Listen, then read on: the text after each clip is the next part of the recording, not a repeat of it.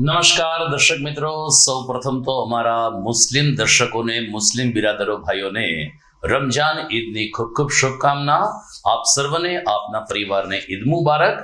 સુખ સમૃદ્ધિ ને આરોગ્ય વધતા રહે તેવી શુભકામના સાથે જોઈએ આજના મુખ્ય સમાચાર. પરંતુ આજના દિન મહિમાની વાત કરીએ. મિત્રો, આજે 21મી માર્ચ છે.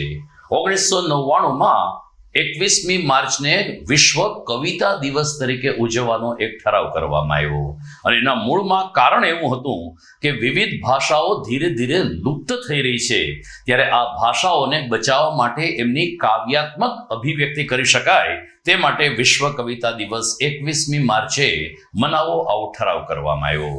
આપણે સદનસીબ છીએ કે ગુજરાતી ભાષાના આદ્ય કવિ નરસિંહ મહેતાની ભૂમિ ઉપર આપણે રહીએ છીએ અને વિશ્વ કવિતા દિવસની ઉજવણી પણ કરીએ છીએ. જૂનાગઢના ગણમાન્ય કવિઓને આજે આપણે યાદ કરીએ. જોઈએ આજના મુખ્ય સમાચાર. દેશભરમાં ઈદ ઉલ ફિત્રની કોમી એકલાસ વચ્ચે થઈ ઉજવણી. જૂનાગઢમાં ઈદગાહ ખાતે મુસ્લિમ ભાઈઓએ ઈદની નમાઝ પઢી એક બનો નેક બનોના સંદેશ વચ્ચે પરસ્પર ઈદ મુબારક પાઠવ્યા.